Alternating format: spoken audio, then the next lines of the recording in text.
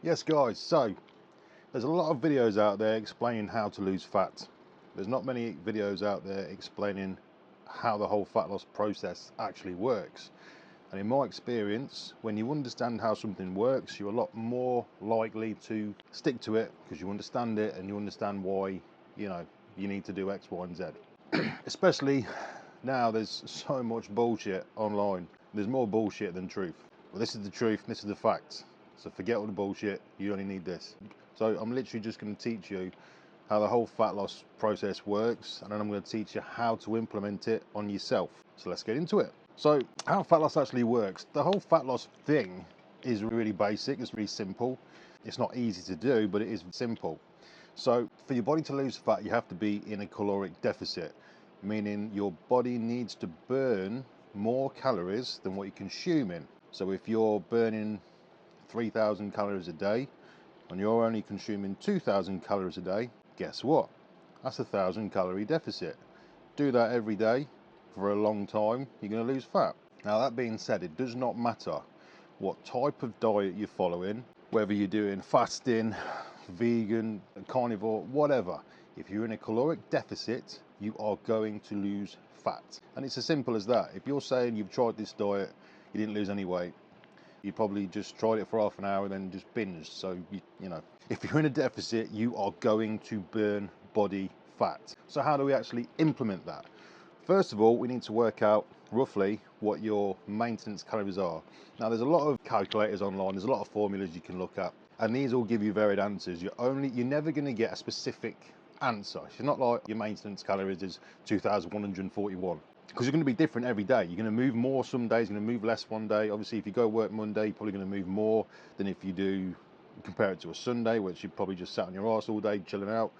So those answers are always going to be an estimate. It's just going to give you a ballpark figure on which to start on, but it's still a good start. One formula I like to use myself to find your maintenance calories, formula I like to use is your body weight in pounds times between 14 to 16. If you're quite active, 16. If you're not so active, times by 14. Okay, so as an example, 180 pounds, if you weigh 180 pounds, times it by 15, someone who's moderately active, moderately not, that gives you 2,700 calories. So that is a ballpark, educated estimate of your maintenance calories, 2,700. Now from that, you need to work out a deficit. So a good range I like to start off with is to subtract 500 calories from that, which leaves you obviously with 2,200. Now that being said, you don't have to eat 500 calories less. What I like to do is split it. So I just reduce my calories maybe by 250, but then I increase my output slightly and try and burn around another 250 calories a day. That might just mean going for another 35 to 40 minute walk every day. If you don't do that, then you're not going to be in that big a deficit. So just make sure you're hitting that deficit of around 500 calories per day. Your protein needs to be around 1 gram per pound of body weight. So as I said, your body weight is around 180 pounds, which means your protein needs to be 180 grams per day. Aim to set your fats between 0.3 and 0.5 grams per pound of body weight, which puts you at just over 70 grams of fats. And the rest of the calories is going to be from carbohydrates, just over 200 grams of carbs per day. So just to recap that, you've got 180 grams of protein, 70 grams of fats, just over, and just over 200 grams of carbohydrates per day. Now the last bit is to track and adjust. This is where people kind of slip up, because one set diet doesn't last forever. You need to manage your strength and hunger, but also track your progress regarding weight. If your weight isn't dropping, then I would increase your deficit. I probably wouldn't aim to eat a bit less. I'd probably try and do a bit more if I can, if I have the time. And you've always got time to do a little bit more, so just do a little bit more.